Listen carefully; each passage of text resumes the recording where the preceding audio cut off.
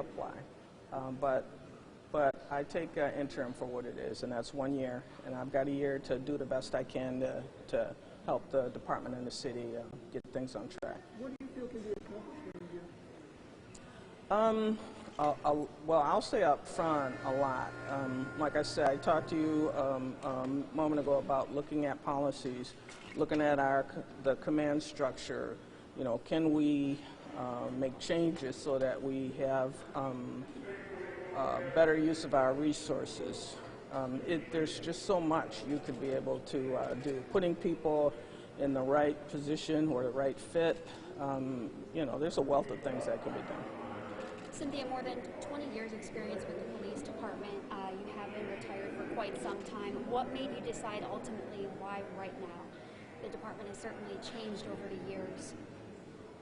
Well, I won't tell you that overnight. You know, I thought, you know, gee, I want to do this. But certainly my first thought as a woman of faith is, what do I bring to the table? How can I help? Am I the right person at the right time?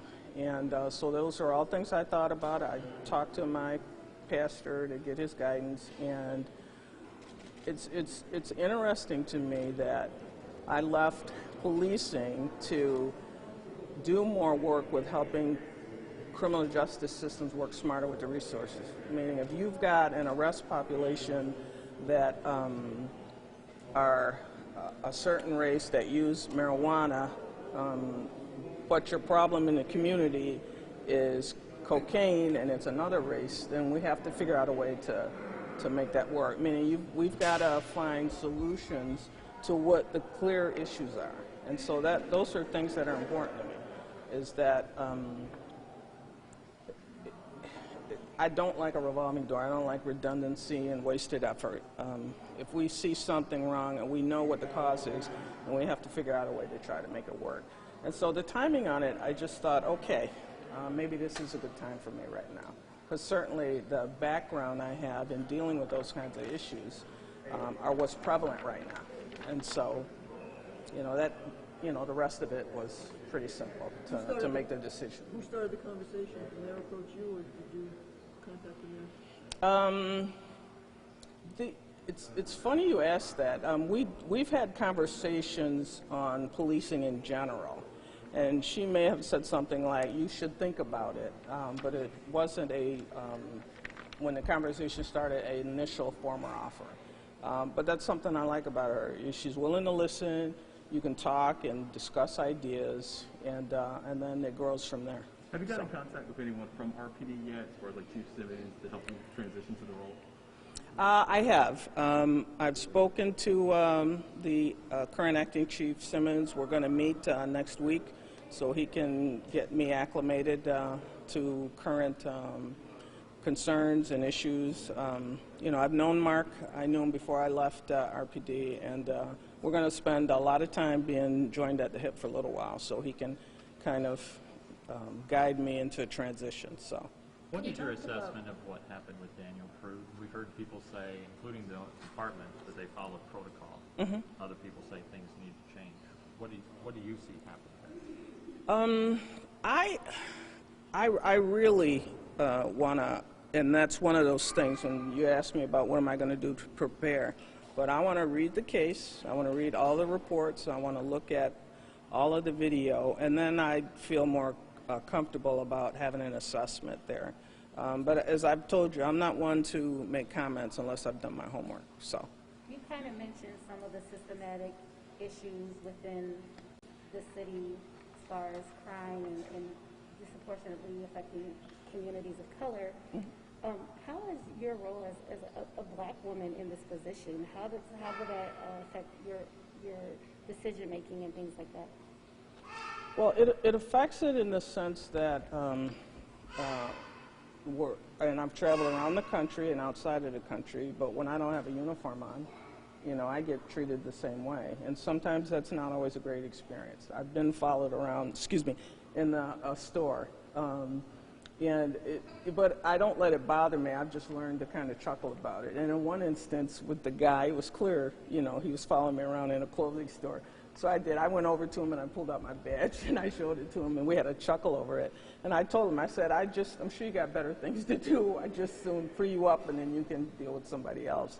So I don't take that personally, but the experience certainly is something I can relate to. And so I try to keep that in mind. I see us, people of color in law enforcement, and we're really kind of at the nexus of the issue. We deal with it in our communities, but we also know how the justice system works. However not perfect it is. But that's knowledge and experience and understanding that we can bring to the table to get the conversation going. Because nothing's going to get fixed unless we all work together. I mean, the city is unrested. There's still protests going on just about every day. What is your plan as far as to try to kind of build a better relationship with not just the protesters and also the community? Well, I'll start with two things I know. I know there are some really great officers that do a good job. They don't necessarily make the news, and that's okay.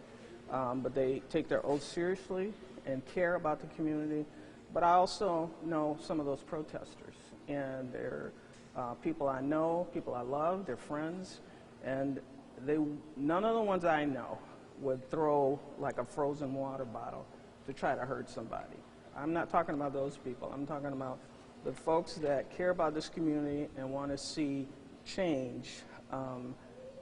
I know both sides, and if that's what I can bring to the table to get us all to talk to each other, then so be it. It's not always about race, I've seen either. There has to be a level of trust.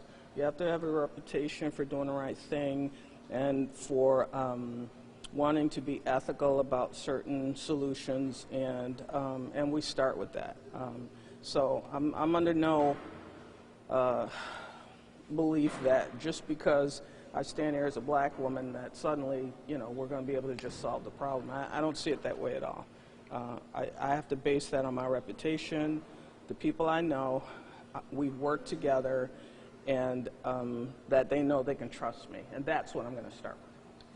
Will you meet with the Free the People Rock and say Rochester? Will you meet, invite them into the office and sit down and have a conversation with people leading the protests? Well, yeah, definitely.